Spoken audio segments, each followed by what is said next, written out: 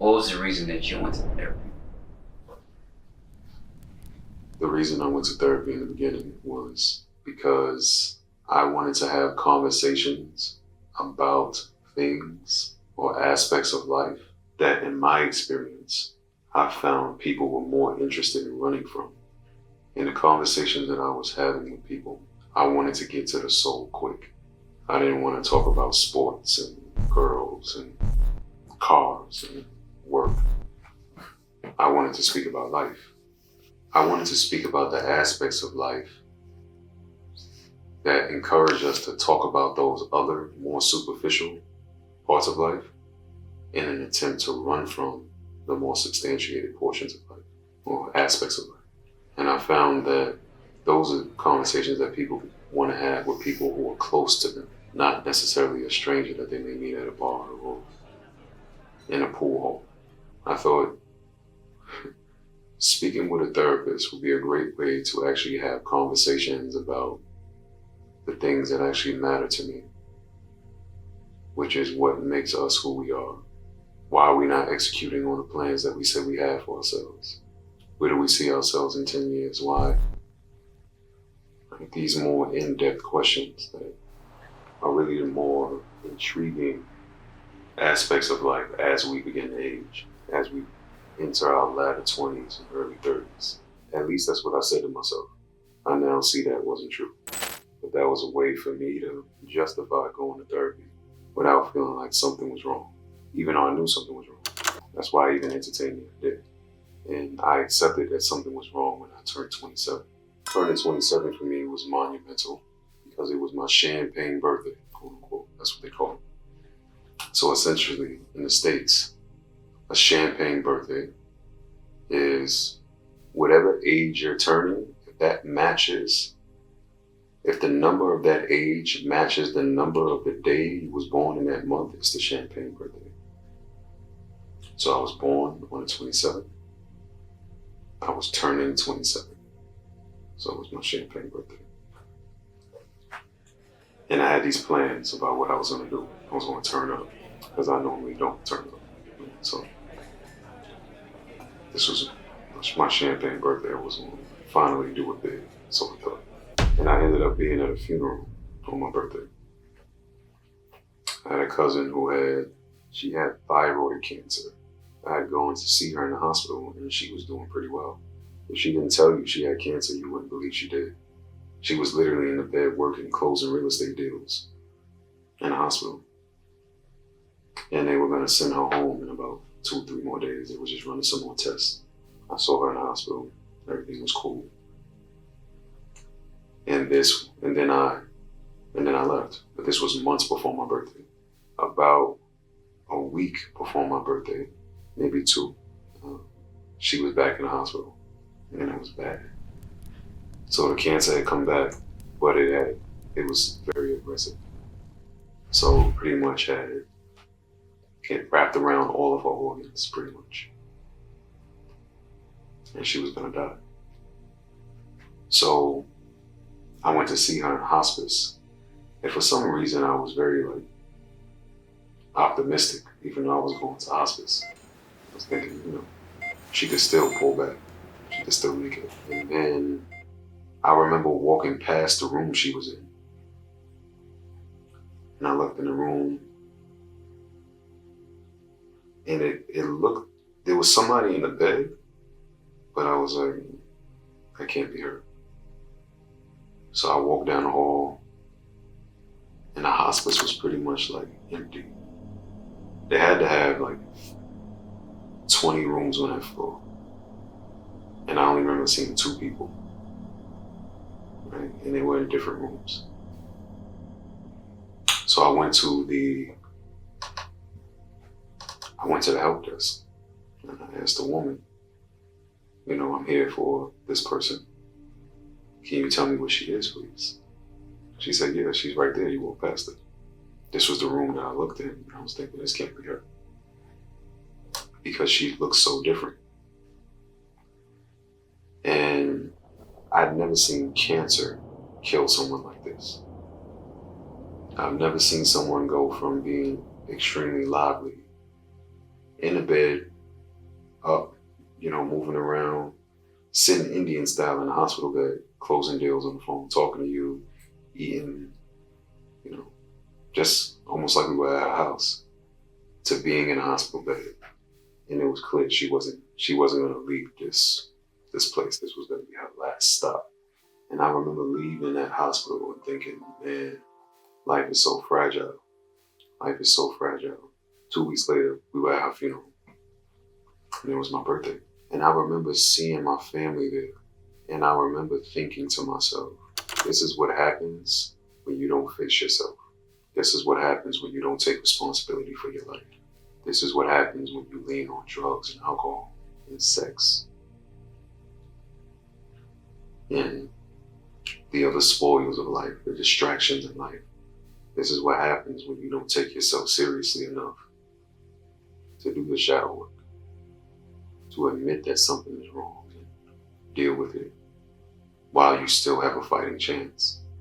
And I don't mean that you don't have a chance later in life. I mean that I was at a point in my life where I still didn't have any real obligations outside of myself. I had no children. I didn't have elderly parents that I had to take care of. I didn't have sick parents. None of those things. Right? My parents still had their health. I still had my health.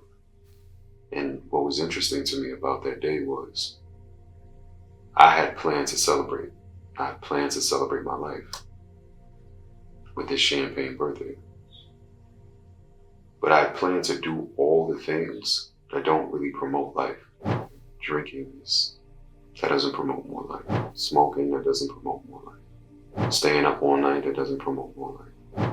Eating poorly because today is your day off, today is your cheat day, it's your birthday. That doesn't promote more life. But I planned to do all of those things. Being at a funeral reminded me to do the things that promote more life.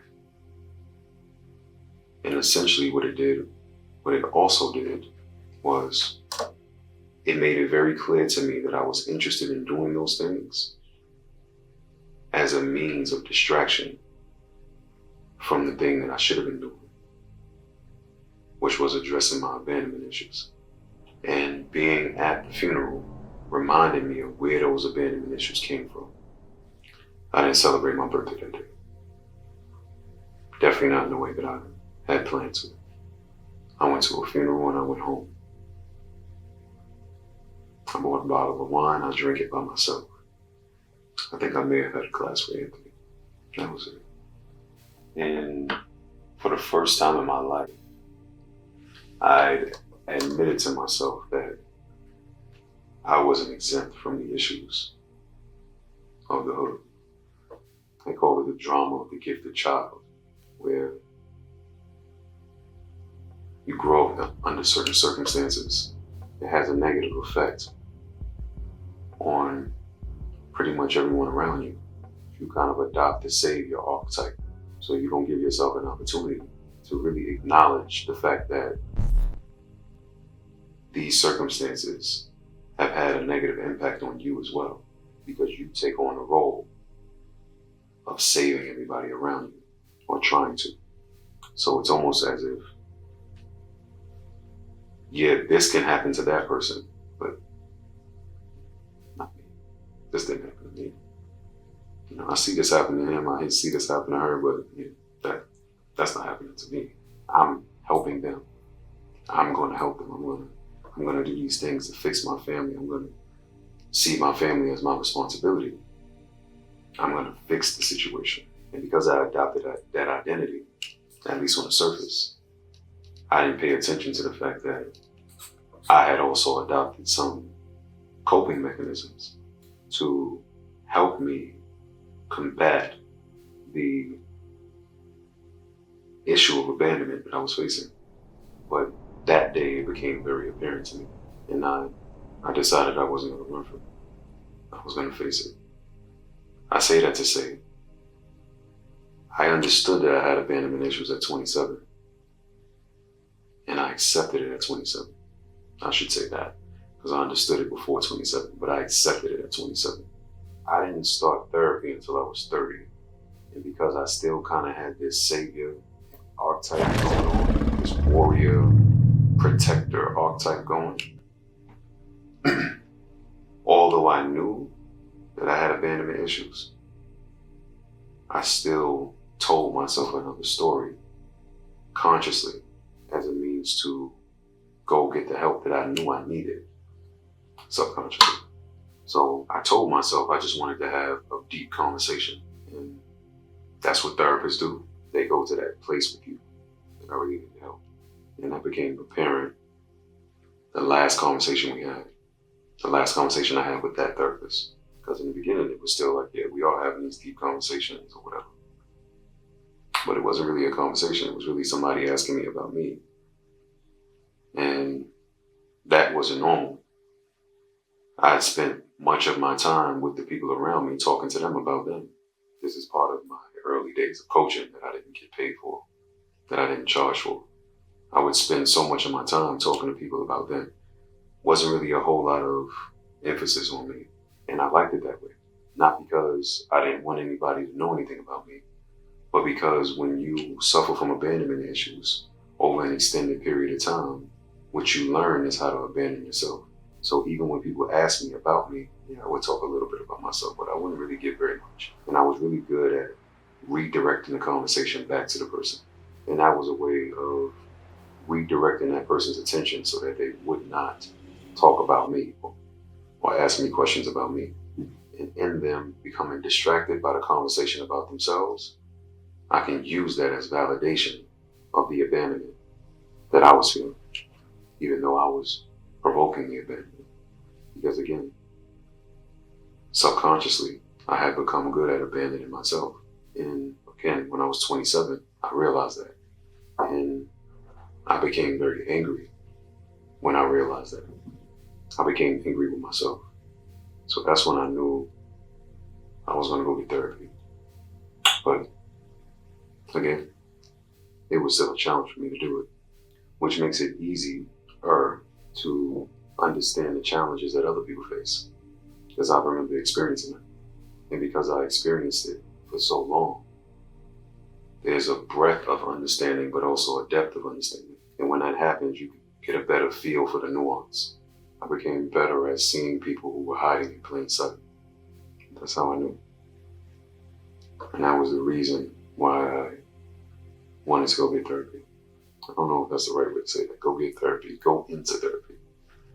That's the reason why I went into therapy. At that time, it was not that long ago. Mm-hmm. Was there did you feel like there was a certain taboo around it? Taboo around therapy itself? No.